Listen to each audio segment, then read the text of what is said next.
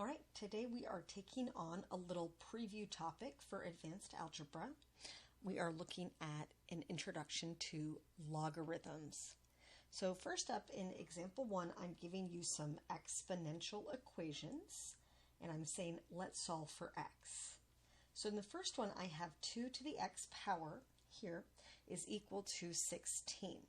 So when I'm thinking of how I can solve, what I want to do is I want to see if I can make 16 a power of 2. So I know that 2 to the x is equal to, well, 16 is 2 to the 4th power, right? 2 to the first power is 2, to the second is 4, to the third is 8, so to the 4th is 16. So 2 to the 4th. So now I have this equation where I have 2 to the x equals 2 to the 4th. And if their bases match, then their exponents, they have to match also. So x has to be 4. Okay, my next one gets a little bit harder, right? 1/2 to the x equals 8. So I want to try that same strategy. Can I express them both as powers of the same number? Can I express them both as powers of 2? Well, 1/2 is 2 to the negative first power. So all I'm doing is I'm going to substitute in that 1/2 for 2 to the negative first power. So 2 to the negative first power. Okay, there's already an x in the exponent position. So there's an x right there still as well. And then for 8 is 2 to the third power, just like so. So now I have an equation where I have 2 to the negative 1x power is equal to 2 to the third power. And again, if those exponents match, if the bases match, those exponents must match also. So I'm taking that negative 1x is equal to 3, and I'm dividing the negative 1 away. So I get that x is equal to negative 3. Okay, next up here, same thing, just upping the difficulty level just a smidge. So 1/8 and 32. How can I make them powers of the same thing? Well, I'm going to use powers of 2 again. So if I know that 8 is 2 to the third power, 1/8 is 2 to the negative third power. So I have 2 to the negative third power. And then up in that exponent position, there was already an x plus 1. So I'm going to put it right back here, like so. So I have 2 to the negative third power, and that's going in for the 1/8. I'm substituting it in. And then I already had the x plus 1 there already, so I have to multiply those guys out. All right, next 32. 32 is 2 to the 5th power, so 2 to the 5th power. And then there's already a negative 2x there, so times negative 2x. All right, so again, if the bases match, the exponents must match as well. So I have negative 3 times the quantity of x plus 1 is equal to 5 times negative 2x. Okay, and then I'm trying to solve for x, so I will distribute that negative 3. Negative 3x minus 3 is equal to negative 10x. Okay, from here it's just a linear equation. I want to solve for x, so I'll add the 3x to the other side. And I have negative 3 equals negative 7x. And last thing to do is divide that negative 7 away. So I end up with negative 3 over negative 7, and a negative over a negative is a positive. So I'm going to get positive 3 over 7. Okay, so I've had 3 examples where I could convert it to a power with a base 2. So if I can get the bases to match, the exponents will match as well. So when I look over here at D, I see a problem, right? Because 20 is not 2 to a certain power. So I get stuck, right? I get stuck. I can't solve it in this way that I've been using that strategy for problems A, B, and C. So here I just want to make a little note, right? We get stuck. We get stuck. Right? Why is it that we get stuck? We can't express the 20 as a power of 2. So let's say that I want to estimate. I want to make an estimation for what x could be.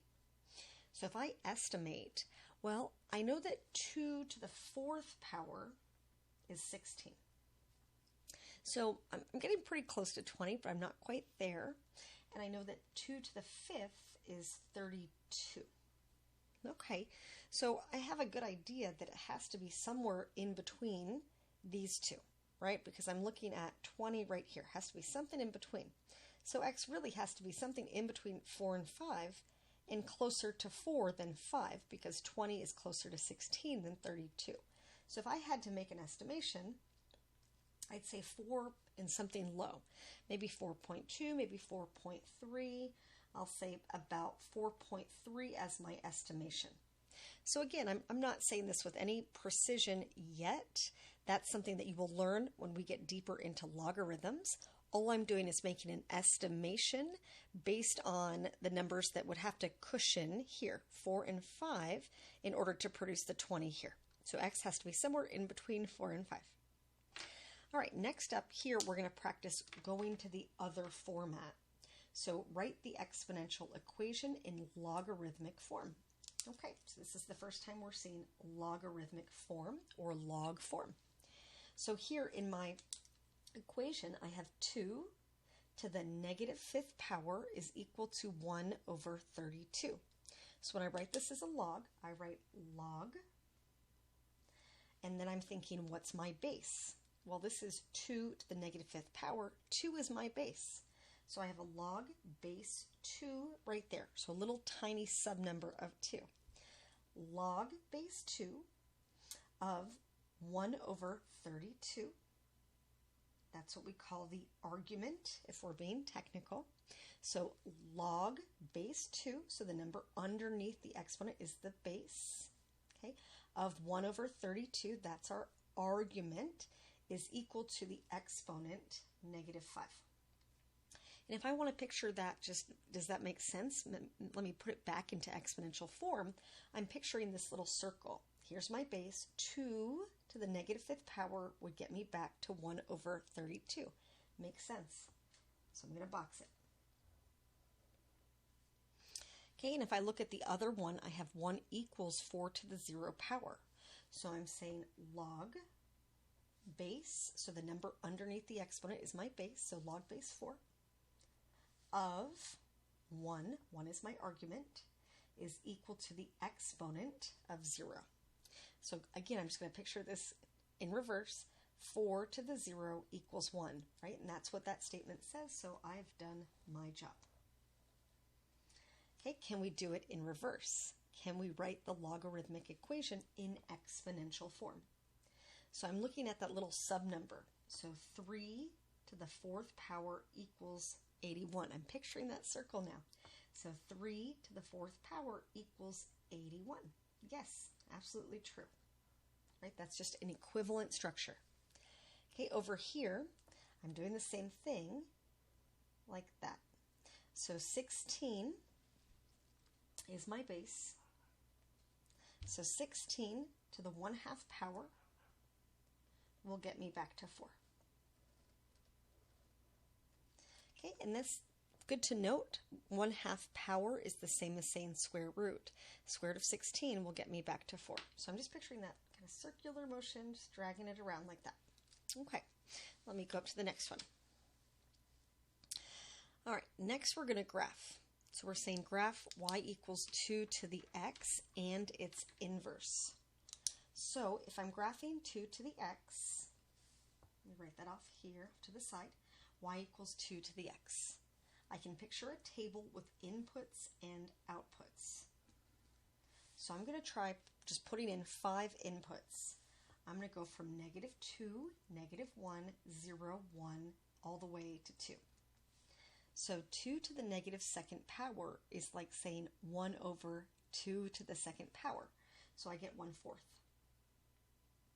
2 to the -1st power is saying 1 over 2 to the 1st power. So 1 over 2.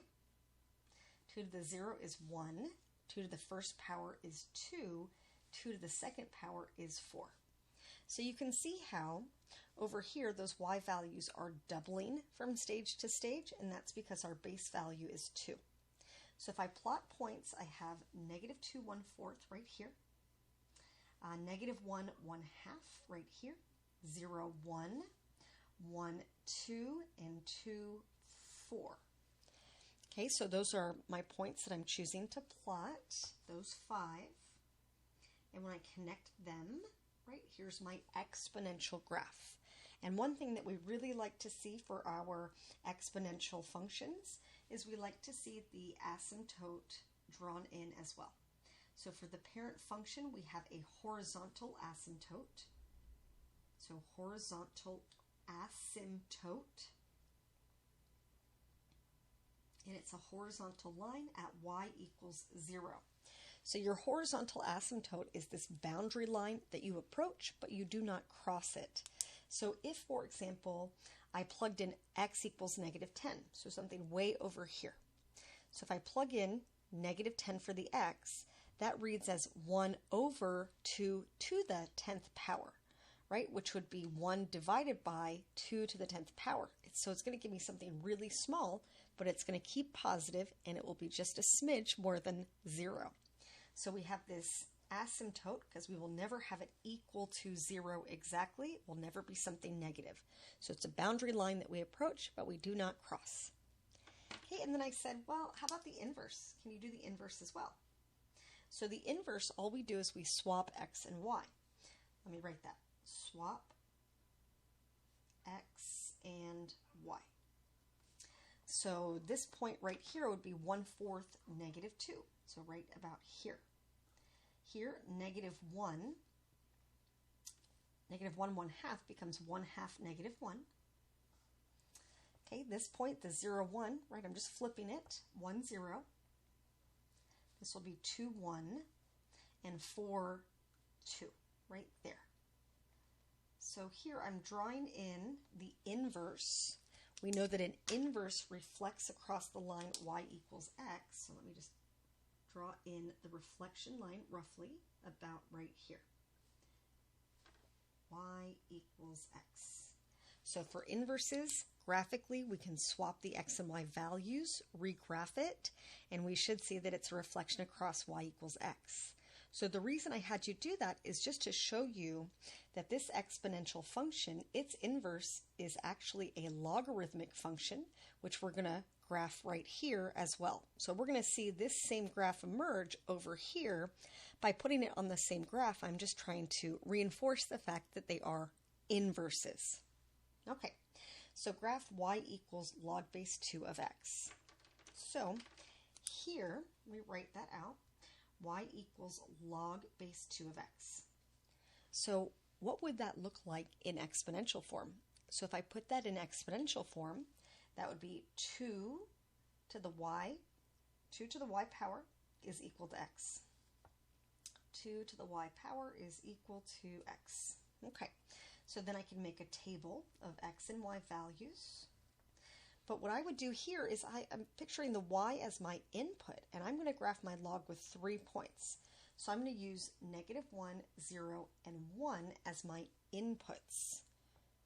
Okay, so if I plug in a -1 here for the y, that's going to give me the reciprocal of this number right here. Reciprocal is just flipping the fraction.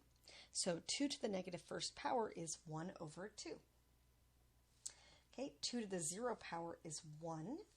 And 2 to the 1st power is 2.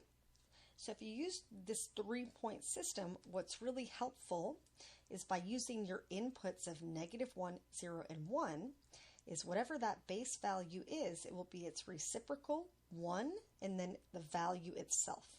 So for example, let's say that I made that a 5. This would be 1/5, 1, and 5. Let's say I made this 10. I'd have 1/10, 1, and 10. So it just makes it easier for you to graph. So now plotting those points, I have 1/2 -1 right here, 1, 0, and 2, 1 like that. So here would be my logarithmic function. And just like the exponential function, its inverse had the horizontal asymptote here at y equals 0. We're going to have a vertical asymptote right here at x equals 0. So vertical asymptote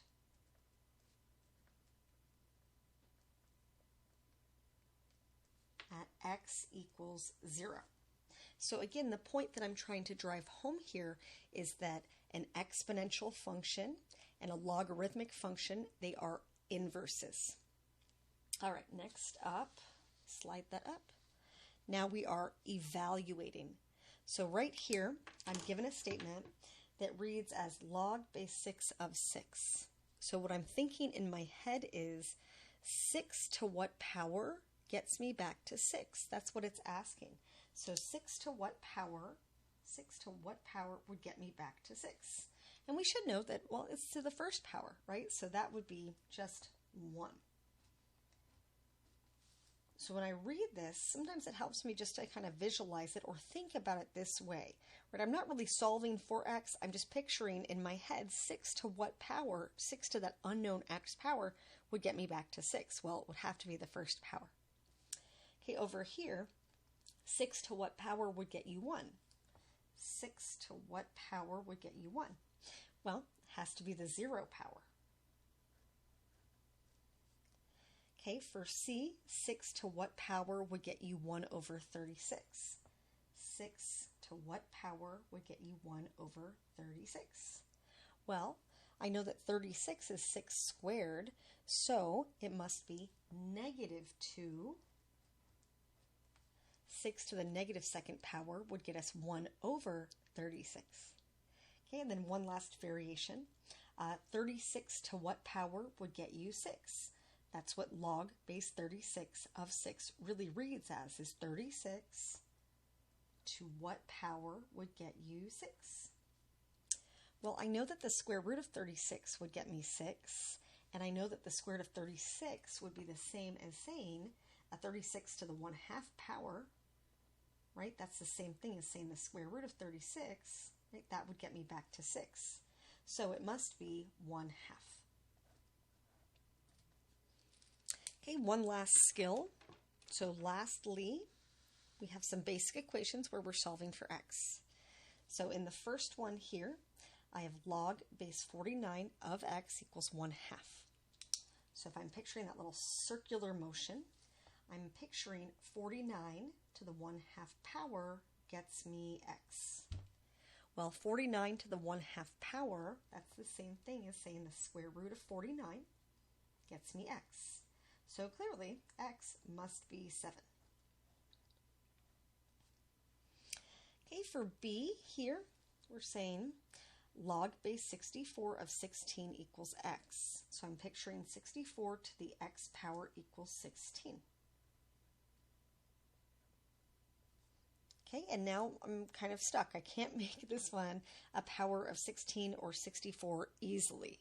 So I have to think of some other number that they would share in common that would be a common base. So first I'm seeing a base 4 would work. 64 is 4 to the 3rd power. 16 is 4 to the 2nd power. That works. I could also use powers of 2. 64 is 2 to the 6th power. 16 is 2 to the 4th power. So if I use what I said first, I'm going to do the 4 to the 3rd power. So 4 to the 3x is equal 4 to the 2nd power. So here all I did was I changed them to powers of the same base. So powers of 4. I could have also used powers of 2, would have gotten me to the same end result. So now that the two bases match, their exponents must match also. So 3x is equal to 2, and then I can divide each side by 3 and get that x is equal to 2/3. Okay, and then here in C, log base x of 8 equals 3. So again, I'm picturing x to the 3rd power equals 18. X to the 3rd power, or not 18, equals 8. Sorry, read that wrong. X to the 3rd power is equal to 8. Okay, so if I have something raised to the 3rd power, x is to the 3rd power, and I'm trying to solve for x, well, to undo that operation, I could raise each side to the 1/3 power, which is really the same thing as taking the cube root of each side. So if I visualize it this way, if I raise it to the 1/3 power like so, what that's doing here, by raising each side to the reciprocal of 3, That's going to make my exponent right here go to 1. So I have x is equal to 8 to the 1/3 power, which is the same thing as saying cube root of 8. So I could have pictured it like this. Let me rewrite it a second way. So cube root, right? They mean the same thing.